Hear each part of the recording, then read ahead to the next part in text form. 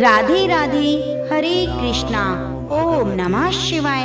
आप सभी को माघ मास की कृष्ण पक्ष की षटतिला एकादशी और साथ ही मकर संक्रांति की ढेर सारी शुभकामनाएं। प्रिय भक्तजनों, आज मकर संक्रांति का भी महापर्व है। यह संयोग 23 साल बाद बना है। प्रिय भक्तजनों, आज के दिन भगवान विष्णु की पूजा करने से व्यक्ति के जीवन में सेहत, सुख और समृद्धि की प्राप्ति होती है। 1000 अश्वमेध यज्ञ के बराबर फल प्राप्त होता है और सभी जाने अनजाने में किए हुए पाप कर्म नष्ट हो जाते हैं। षटतिला एकादशी की व्रत कथा इस दिन अवश्य ही सुननी चाहिए। तो आइए सुनते हैं एकादशी व्रत की बड़ी ही दुर्लभ कथा। आज के दिन एकादशी माता और षटतिला एकादशी की पवित्र कथा को सुनने से मनुष्य के सभी पाप कर्म नष्ट हो जाते हैं, मनोकामनाएं पूरी होती हैं। तो सभी लोग बड़ी श्रद्धा और प्रसन्नचित मन से इस कथा को पूरा अवश्य सुनिए। प्रेम से बोलिए लक्ष्मी नारायण भगवान की जय, कृष्ण भगवान की जय, राधा रानी सरकार की जय। भगवान श्री कृष्ण के श्रीमुख से एकादशी व्रत का महात्म्य सुनकर श्रद्धा पूर्वक उन्हें प्रणाम करते हुए धर्मराज युधिष्ठिर ने कहा, हे केशव, आपके श्रीमुख से एकादशी की अनेक कथाएं सुनकर मुझे असीम आनंद की प्राप्ति हुई। हे मधुसूदन, कृपया अन्य एकादशी का महत्व सुनाने की भी कृपा करें। तब भगवान श्री कृष्ण मुस्कुराते हुए धर्मराज से कहने लगे, हे धर्मराज, अब मैं माघ मास के कृष्ण पक्ष की षटतिला एकादशी की व्रत कथा कहता हूँ, तुम उसे ध्यान पूर्वक सुनो। एक समय दालभ्य ऋषि ने पुलस्त्य ऋषि से पूछा, हे महाराज, पृथ्वी लोक में मनुष्य ब्रह्म हत्या आदि महान पाप करते हैं, पराये धन की चोरी, दूसरे की उन्नति देखकर ईर्ष्या करते हैं, साथ ही अनेक प्रकार के व्यसनों में फंसे रहते हैं, फिर भी उनको नरक प्राप्त नहीं होता। इसका क्या कारण है? वे न जाने कौन सा दान पुण्य करते हैं जिससे उनके पाप नष्ट हो जाते हैं। यह सब कृपया करके आप मुझसे कहिए। पुलस्त्य मुनि कहने लगे, हे महाभाग, आपने मुझसे अत्यंत गंभीर प्रश्न पूछा है। इससे संसार के जीवों का अत्यंत भला होगा। इस भेद को ब्रह्मा, विष्णु, रुद्र और इंद्र आदि भी नहीं जानते, परंतु मैं आपको यह गुप्त तत्व अवश्य बतलाऊंगा। उन्होंने कहा, माघ मास लगते ही मनुष्य को स्नान आदि करके शुद्ध रहना चाहिए। इंद्रियों को वश में करके काम, क्रोध, लोभ, मोह, अहंकार, ईर्ष्या और द्वेष आदि का त्याग कर भगवान का स्मरण करना चाहिए। पुष्य नक्षत्र में गोबर, कपास, तिल मिलाकर उसके कंडे बनाएं। उन कंडों से 108 बार हवन करें। उस दिन मूल नक्षत्र हो, एकादशी तिथि हो तो अच्छे पुण्य देने वाले नियमों को ग्रहण करें। स्नान आदि नित्य क्रिया से निवृत्त होकर सब देवताओं के देव श्री भगवान का पूजन करें। एकादशी व्रत धारण करें। रात्रि को जागरण करना चाहिए। हे भगवान, आप दीनों को शरण देने वाले हैं। इस संसार सागर में फंसे हुए लोगों का उद्धार करने वाले हैं। हे पुंडरीकाक्ष, हे विश्वभावन, हे सुब्रह्मण्य, हे पूर्वज, हे जगतपते, आप लक्ष्मी जी सहित इस तुच्छ अर्घ को ग्रहण करें। इसके बाद जल से भरा हुआ कुंभ ब्राह्मण को दान करें और ब्राह्मण को श्यामा गौ तिल पात्र दान देना उत्तम है। तिल स्नान, भोजन दोनों ही श्रेष्ठ हैं। इस प्रकार जो मनुष्य जितने तिलों का दान करता है उतने 1000 वर्ष तक स्वर्ग में वास करता है। तिल से स्नान करना, तिल का उपटन लगाना, तिल का हवन करना, तिल से अपने पितरों के निमित्त तर्पण करना, तिल का भोजन, तिलों का दान, ये 6 प्रकार के हैं। इनके प्रयोग के कारण ये षटतिला एकादशी कहलाती है। इस व्रत के करने से अनेक प्रकार के पाप नष्ट हो जाते हैं। इतना कहकर पुलस्त्य ऋषि कहने लगे, अब मैं तुमसे एकादशी की कथा कहता हूँ। एक समय नारद जी ने भगवान श्री विष्णु से यही प्रश्न किया था और भगवान ने जो षटतिला एकादशी का महात्म्य नारद जी से कहा सो मैं तुमसे कहता हूँ। भगवान ने नारद जी से कहा, हे नारद, मैं तुमसे सत्य घटना कहता हूँ, ध्यान पूर्वक सुनो। प्राचीन काल में मृत्यु लोक में एक ब्राह्मणी रहती थी। वह सदैव व्रत किया करती। एक समय वह 1 मास तक व्रत करती रही। उससे उसका शरीर अत्यंत दुर्बल हो गया। यद्यपि वह अत्यंत बुद्धिमान थी, तथापि उसने कभी भी देवताओं ब्राह्मणों के निमित्त अन्न धन का दान नहीं किया। इससे मैंने सोचा ब्राह्मणी ने व्रत आदि करके अपना शरीर तो शुद्ध कर लिया, अब इसे विष्णु लोक तो मिल जाएगा, परंतु इसने कभी अन्न का दान नहीं किया, इससे इसकी तृप्ति होना कठिन है। भगवान ने आगे कहा, ऐसा सोचकर मैं भिखारी के वेश में मृत्यु लोक में उस ब्राह्मणी के पास गया और उससे भिक्षा मांगी। वह ब्राह्मणी बोली, महाराज किस लिए आए हो? मैंने कहा, मुझे भिक्षा चाहिए। इस पर उसने एक मिट्टी का ढेला मेरे भिक्षा पात्र में डाल दिया। मैं उसे लेकर स्वर्ग में लौट आया। कुछ समय बाद ब्राह्मणी भी शरीर त्याग कर स्वर्ग में आ गई। उस ब्राह्मणी को मिट्टी का दान करने से स्वर्ग में सुंदर महल मिला, परंतु उसने अपने घर को अन्न आदि सभी सामग्रियों से शून्य पाया।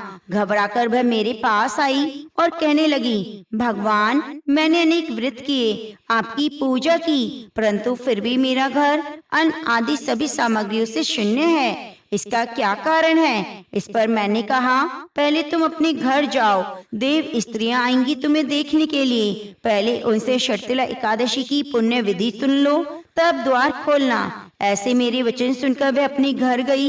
देव स्त्रियां आई, द्वार खोलने को कहा तो ब्राह्मणी बोली, आप मुझे देखने आई हैं तो शर्तिला एकादशी का महात्म्य है, मुझसे कहो। उनमें से एक देव स्त्री कहने लगी, मैं कहती हूँ। जब ब्राह्मणी ने शर्तिला एकादशी का महात्म्य सुना तब द्वार खोल दिया। देवांगनाओं ने उसको देखा कि न तो वह गंधर्वी है न असुरी है, वरण पहले जैसी मानुषी है। उस ब्राह्मणी ने उनकी कथा अनुसार शर्तिला एकादशी का व्रत किया। इसके प्रभाव से वे सुंदर और रूपवती हो गई और घर अन्न आदि सभी सामग्रियों से भर गया। अतः मनुष्य को मूर्खता त्याग कर शर्तिला एकादशी का व्रत और लोभ न करके तिल आदि का दान करना चाहिए। इससे दुर्भाग्य, दरिद्रता और अनेक प्रकार के कष्ट दूर होकर मोक्ष की प्राप्ति होती है। भगवान श्री कृष्ण महाराजा युधिष्ठिर को दान की महिमा का वर्णन करते हुए कहते हैं, राजा धर्मदेव राज्य करते थे, वे बड़े महादानी थे। जब तक अपने द्वार पर आए हुए भिखारी ब्राह्मणों को भोजन नहीं करा देते तब तक स्वयं भी भोजन नहीं करते। उनका रोज का नियम था। पूरे राज्य में खूब प्रशंसा थी। राजा धर्मदेव के दान धर्म करने के नियमित समय था। एक निश्चित समय तक वे दान करते। राजा धर्मदेव सुबह 10 बजे से लेकर दान बांटना शुरू करते और सूर्य अस्त होने तक दान देना बंद कर देते। सूर्य अस्त के बाद अगर कोई उनके यहाँ दान लेने आता तो वे दान नहीं देते, बल्कि अगले दिन आने को कहते। राजा की प्रसिद्धि धीरे धीरे देश विदेश में फैलने लगी। अब तो राजा धर्मदेव के द्वार पर याचकों की भीड़ लगी रहती। वह प्रत्येक दिन हर याचक को दोनों हाथों की अंजलि में जितनी स्वर्ण मुद्राएं आ जाती उतना धन दान किया करते। सभी याचक राजा की जय जयकार करते हुए चले जाते। इसी प्रकार से राजा के दिन बड़े अच्छे से निकल रहे थे। एक दिन क्या हुआ, इसी राज्य के एक ब्राह्मण परिवार जो जंगलों के पास रहता था, ब्राह्मण बड़ा तपस्वी था। उसे अपनी मेहनत से जो कुछ मिलता उसे खाकर अपना समय काट लेता। एक दिन ब्राह्मण की पत्नी ने अपने पड़ोस के किसी के मुख से सुना कि हमारे राजा बड़े दानवीर हैं, जो भी उनके द्वार पर जाता है उसे दान जरूर देते हैं। ब्राह्मणी पड़ोसन से यह बात सुनकर आई और अपने पति से आकर कहने लगी, हे स्वामी, हमारे राजा बड़े दानी हैं, उनके द्वार से आज तक कोई निराश नहीं लौटा। आप भी महाराज के दरबार में चले जाइए, महाराज से दान स्वरूप हमें कुछ मिल जाएगा तो हमारा समय भी आराम से कट जाएगा। ब्राह्मण बोला, देखो प्रिय, मेरी जिंदगी का आधा समय तो बीत गया, आधा समय शेष रह गया है, वह भी जैसे तैसे कट जाएगा। मैं किसी के द्वार पर हाथ फैलाने वाला नहीं। ब्राह्मणी बोली, महाराज आप कैसी बातें करते हो? जब आपका राजा दान दे रहा है तो प्रजा को दान लेने में कोई बुराई नहीं। फिर हम तो ब्राह्मण हैं, हमारा धर्म है दान लेना। मैं कहती हूँ आप राजा के पास एक बार जरूर जाओ। और ब्राह्मणी कहने लगी, देखिए, अपने परिवार का अच्छे से पालन पोषण करने की जिम्मेदारी हर गृहस्थ की बनती है। हर गृहस्थ व्यक्ति का धर्म है वे अपने परिवार को सुखी रखे, उसे हर सुख सुविधा प्रदान करे। जो लोग ऐसा नहीं करते उन्हें पाप लगता है। भगवान श्री कृष्ण कहते हैं, हे धर्मराज युधिष्ठिर, ब्राह्मण की बातों को सुनकर वह ब्राह्मण राजा धर्मदेव के यहाँ जाने को तैयार हो गया। अब तो ब्राह्मण अपने घर से राजा धर्मदेव के दरबार की ओर चल पड़ा। प्रिय भक्तजनों, आप देखिए, चलते चलते ब्राह्मण को संध्या हो गई। इधर राजा धर्मदेव के दान देने का निश्चित समय था। उस समय राजा के दरबार में जितने याचक आए थे सभी दान ले चुके थे। अब राजा का दान देने का समय समाप्त हो गया। सभी दान पेटियों पे ताले लग गए। इधर ब्राह्मण बड़ी दूर से पैदल चलकर आ रहा था, लेकिन ब्राह्मण के पहुँचते पहुँचते सूर्य अस्त हो गया। अब महाराज ने दान देना बंद कर दिया। राजा और उसके सैनिक दान पेटियों को लेकर राजमहल की ओर जा रहे थे। उसी समय रास्ते में ब्राह्मण ने उसके मार्ग में आ जाता है और बड़े विनीत भाव से कहने लगता है, हे महाराज, मैंने सुना है आप हर दिन गरीबों को दान देते हैं। मैं भी निर्धन गरीब ब्राह्मण हूँ, काफी दूर से चलकर पैदल आया हूँ, कृपया मुझे दान दीजिए। सूर्य अस्त के बाद अपने पास एक ब्राह्मण को आया देखकर राजा कहने लगा, हे ब्राह्मण देव, मुझे क्षमा करो, मैं सूर्य अस्त के बाद किसी को भी दान नहीं देता। आप मेरे पास सूर्य अस्त के बाद आए हैं, आप लौट जाएं, प्रातःकाल मेरे पास आइएगा, तब मैं आपको दान दूंगा। यही नहीं, कल जब आप मेरे पास आएंगे तो आज का भी और कल का भी 2 दिन का दान दूंगा। ब्राह्मण थोड़ा जिद्दी स्वभाव का था, कहने लगा, महाराज, आज ही मुझे दान दे दीजिए, मैं कल का इंतजार नहीं कर सकता। रोज रोज दान लेने के लिए आपके यहाँ नहीं आ सकता। जब राजा ने यह बात सुनी तो राजा को क्रोध आ गया, परंतु ब्राह्मण जानकर राजा ने फिर उसको समझाया, ब्राह्मण देव, तुम्हें कल ही दान लेने आना पड़ेगा।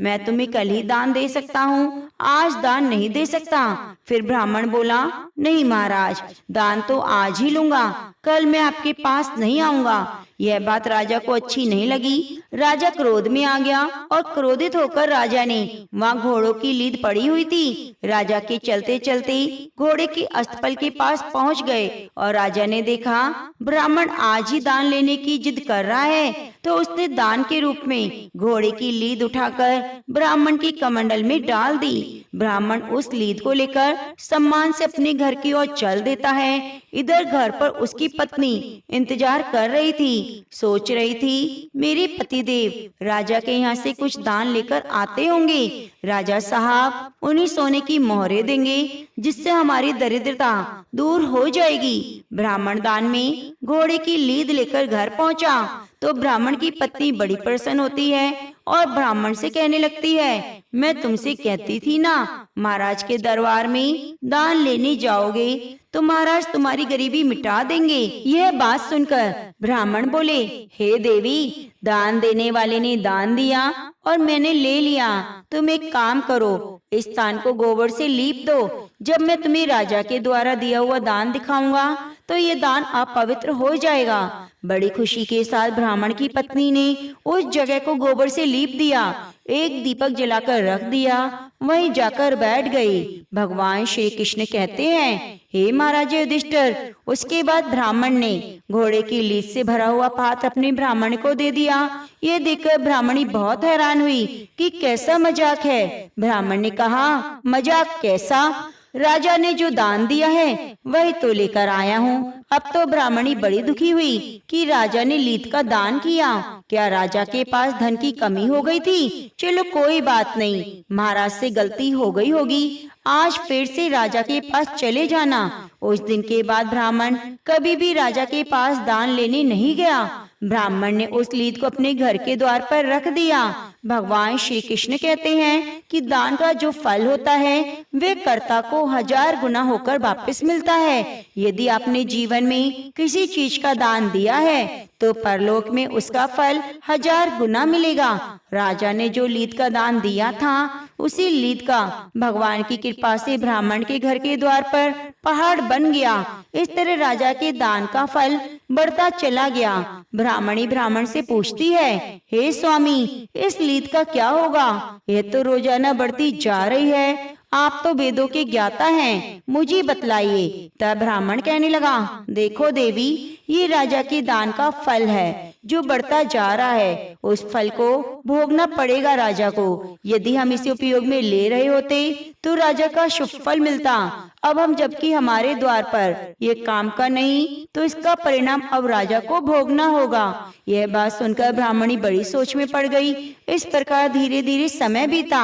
इधर उस लीड का पहाड़ काफी बड़ा हो गया। भगवान श्री कृष्ण महाराज युधिष्ठिर से कहते हैं, हे धर्मराज युधिष्ठिर, अब आप आगे सुनिए कि एक दिन की बात है। राजा धर्मदेव वन में शिकार के लिए गया, परंतु राजा धर्मदेव को कोई शिकार नहीं मिला। जब कोई शिकार नहीं मिला तो राजाओं के पहले के नियम होते थे कि राजा को शिकार ना मिले तो बिना शिकार किए वापस लौटकर नगर में नहीं जाते थे, चाहे उस मार्ग में कहीं भी रुकना पड़े।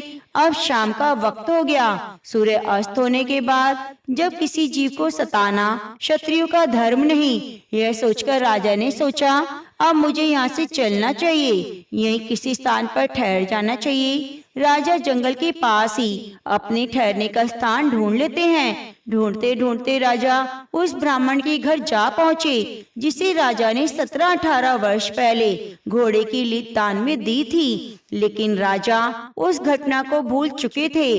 जब राजा धर्मदेव ब्राह्मण के घर पहुँचे, वहाँ पहुंचकर राजा ने ब्राह्मण से कहा, हे ब्राह्मण देवता, आज मुझे आपके यहाँ ठहरने के लिए स्थान चाहिए। राजा की बात सुनकर ब्राह्मण कहने लगा, ठीक है राजन, आपका हमारी कुटिया में स्वागत है। उस रात राजा धर्मदेव ब्राह्मण की कुटिया पर विश्राम करते हैं। जो भी ब्राह्मण के घर में रूखा सूखा भोजन था, ब्राह्मण ने राजा को अतिथि सत्कार किया।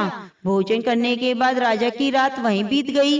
इधर जब सवेरा हुआ तो राजा की नजर ब्राह्मण की कुटिया के बाहर लीद के ढेर पर पड़ी, वो जो पहाड़ के रूप में बन गया था। लीद के पहाड़ को देखकर राजा ब्राह्मण से पूछने लगा, हे ब्राह्मण देव, क्या वास्तव में आपके पास इतने सारे घोड़े हैं जो इतना बड़ा ढेर बना हुआ है? तब ब्राह्मण ने उत्तर दिया, महाराज, हम तो पूजा पाठ साधना करने वाले ब्राह्मण हैं, हमें भला घोड़ों से क्या काम? राजा ने कहा, फिर ये लीद का ढेर कैसे हुआ?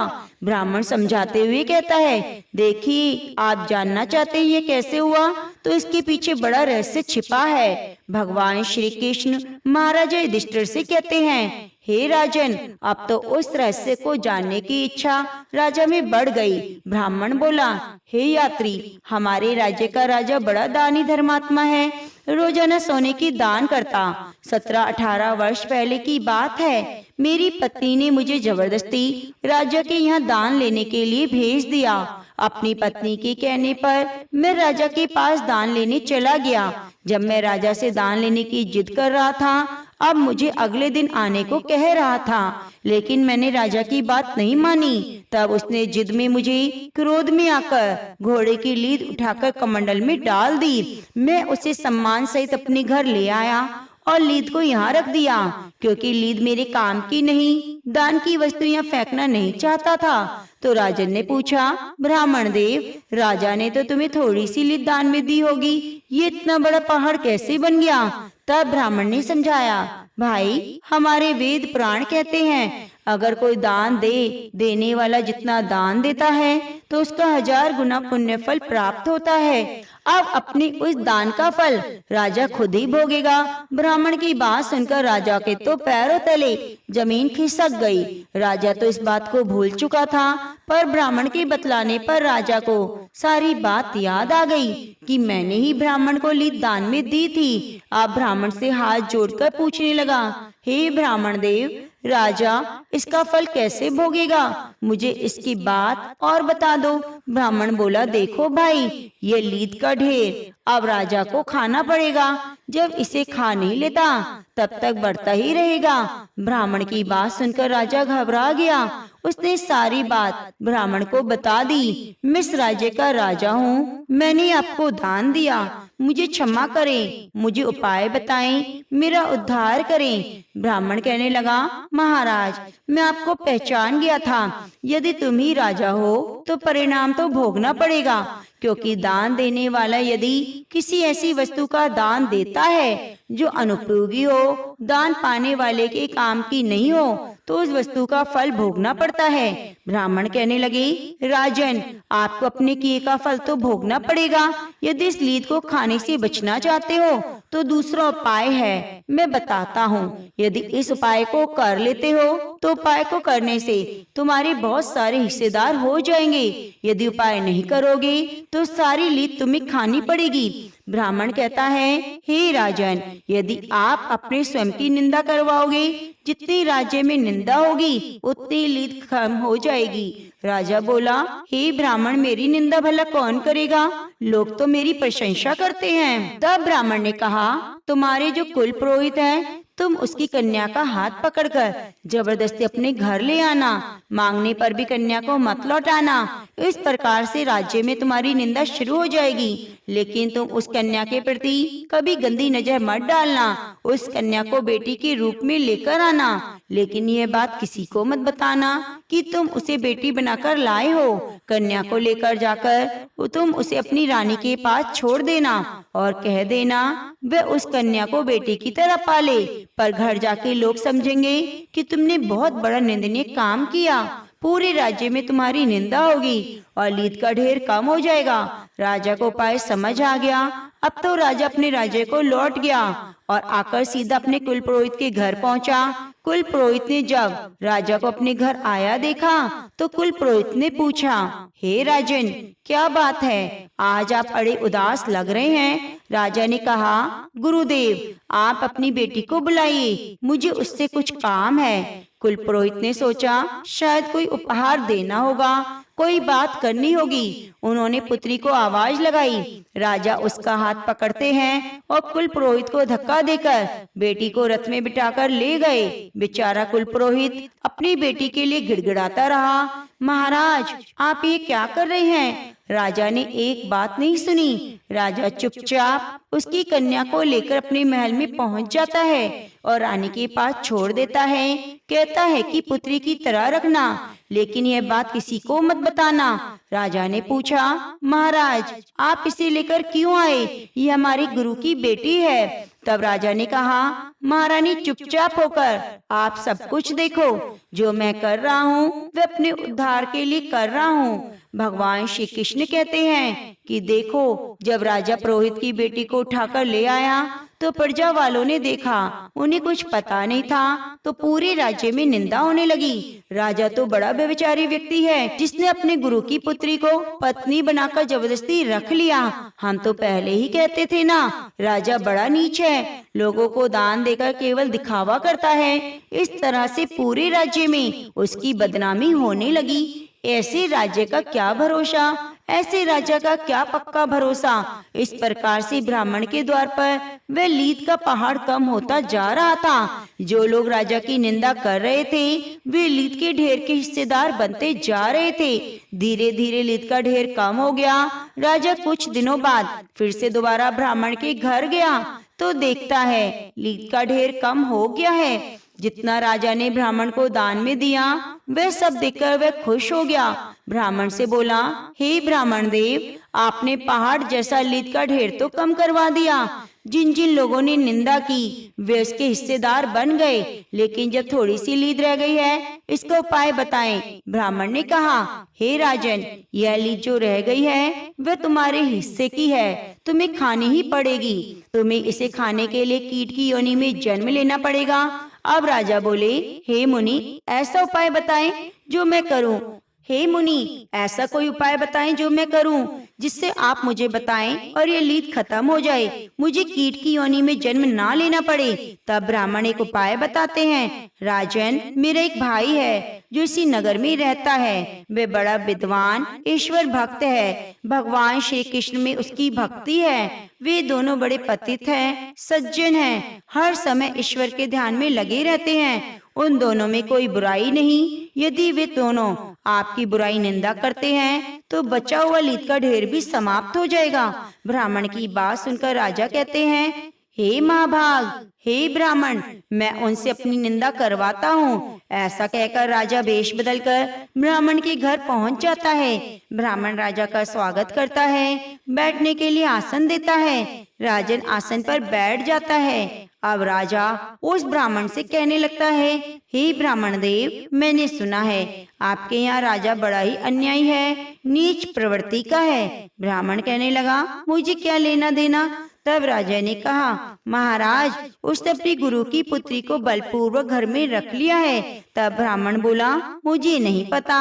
तब राजा ने अपने मुख से अपनी बुराई करने लगा, कहने लगा, बताओ, गुरु की पुत्री को घर में रख लिया, ये कहाँ का न्याय है, बड़ा ही दुष्ट राजा है। ब्राह्मण बोला, भाई मुझे नहीं पता, ये सब बातें मुझे मत बताओ। जब राजा ने बार बार ब्राह्मण को आलोचना करने के लिए उकसाया, फिर भी उसने आलोचना नहीं की, तब ब्राह्मण ने अपने तपोबल से देखा, ये राजा है जो मुझसे निंदा करवाने आया है, मुझसे निंदा करवाकर अपने पाप में मुझे सम्मिलित करना चाहता है। तब ब्राह्मण कहने लगा, मैंने तुम्हें पहचान लिया, भलाई इसी में है, यहाँ से चले जाओ। मैं किसी की आलोचना नहीं करता, किसी की बुराई नहीं करता, जिससे मुझे अपना परलोक नहीं बिगाड़ना। हे राजन, तुम्हारा पाप तुम्हें ही भोगना पड़ेगा। ब्राह्मण ने फटकार कर राजा को भगा दिया।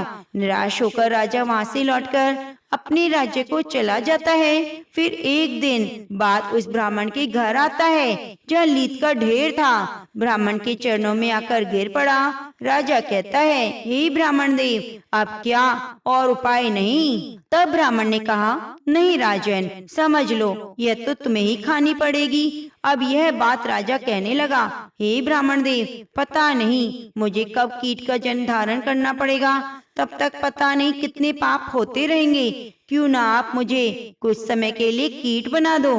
ब्राह्मण कहने लगा, राजन, मैं तुम्हें कीट नहीं बना सकता, इतनी शक्ति मेरे अंदर नहीं, ये काम तो भगवान का है। परंतु तुम्हें बता सकता हूँ, यहाँ से मरने के बाद एक कीट तुम अवश्य बनोगे। अब तुम अपने हिस्से की लीद खा लोगे और पाप से मुक्त हो जाओगे, क्योंकि तुमने जीवन में कोई पाप नहीं किया, सदैव दान किया, गरीबों की सहायता की। परंतु तुमसे भूल हो गई और तुम्हें ये भूल भुगतनी पड़ेगी।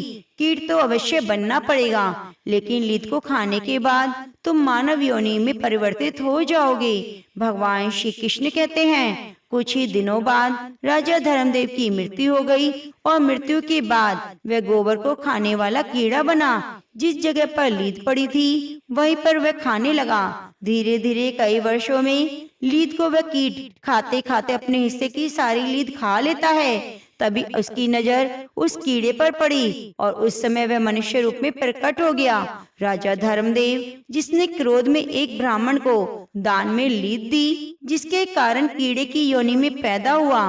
प्रिय भक्तजनों, इसी प्रकार एक महान दानी राजा को भी अहंकार में आकर किए गए दान का फल कीड़ा बनकर भुगतना पड़ा। भगवान श्री कृष्ण महाराज युधिष्ठिर से कहते हैं, जो व्यक्ति अनुपयोगी वस्तुओं का दान देता है, क्रोध के वशीभूत होकर दान देता है, अहंकार वश देता है, सदैव पाप का भागी बनता है। दान देने से पहले मनुष्य अपने अंतर मन को देखे कि दान देने का सामर्थ्य नहीं तो दान ना दें, लेकिन वही दान दें जो उपयोगी हो, सही हो। और दान हमेशा सुपात्र को देना चाहिए। दान ऐसी वस्तु का दिया जाए जो आगे व्यक्ति के काम में आए, ना कि उसे फेंक दे जो उसके प्रयोग में ना हो। तो प्रेम से बोलिए, लक्ष्मी नारायण भगवान की जय।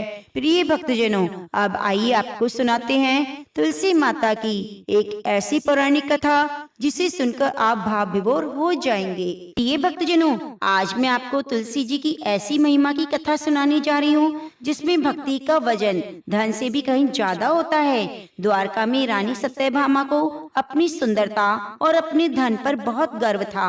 वो चाहती थी कि श्री कृष्ण हमेशा उनके पास ही रहें। उनकी इसी परीक्षा को लेने के लिए देवऋषि नारद जी ने एक योजना बनाई। नारद जी ने सत्यभामा को पुण्यक व्रत के बारे में बताया, जिसके तहत उन्हें अपनी सबसे प्रिय वस्तु दान करनी थी। नारद जी सत्यभामा से बोले, हे देवी, आप अपनी सबसे प्रिय वस्तु दान कीजिए, जिससे आपको आगे आने वाली 7 जन्मों तक भी वही प्रिय वस्तु प्राप्त होगी। तो सत्यभामा को तो भगवान श्री कृष्ण अत्यंत ही प्रिय हैं। प्रेम के वशीभूत होकर सत्यभामा ने स्वयं श्री कृष्ण जी को नारद जी को दान कर दिया। जैसे दान संपन्न हुआ, नारद जी श्री कृष्ण को अपने साथ ले जाने लगे। घबराकर सत्यभामा ने उन्हें रोकने की विनती की। नारद जी ने शर्त रखी, अगर तुम श्री कृष्ण के बराबर वजन का सोना तोलकर मुझे दोगे तो मैं इसे मुक्त कर दूंगा। सत्यभामा तैयार हो गई। एक विशाल तराजू मंगवाया गया। एक तरफ कान्हा बैठे, दूसरी तरफ सत्यभामा ने अपने गहने डालने शुरू कर दिए। देखते ही देखते महल का सारा सोना, हीरा, जवाहरात तराजू पर चढ़ गए, लेकिन श्री कृष्ण का पलड़ा हिला तक नहीं। जब सत्यभामा का सारा अहंकार चूर चूर हो गया, तब नारद जी ने उन्हें देवी रुक्मणी की शरण में जाने को कहा। रुक्मणी जी जो निस्वार्थ प्रेम की प्रतिमूर्ति थी, उन्होंने सारा सोना हटा दिया और उन्होंने सत्यभामा को कहा कि आप अपनी सोने की अंगूठी में एक तुलसी का पत्ता लगा दीजिए और मन में श्री कृष्ण के प्रति अटूट श्रद्धा रखकर उसे तराजू पर रख दीजिए। चमत्कार हुआ। तुलसी का एक पत्ते का वजन श्री कृष्ण के वजन से भी भारी हो गया। तराजू झुक गया। इससे सत्यभामा बहुत ही लज्जित हुई और उन्हें अपनी करने का एहसास हुआ कि भगवान की भक्ति हृदय से की जाती है, घमंड से नहीं। भगवान इसके माध्यम से संदेश देते हैं कि उनको धन दौलत से नहीं खरीदा जा सकता।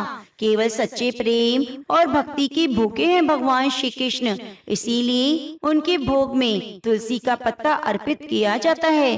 बिना तुलसी के तो भगवान कोई भी भोग, चाहे वह 56 भोग ही क्यों ना हो, वह भी स्वीकार नहीं करते। तो प्रेम से बोलिए तुलसी महारानी की जय।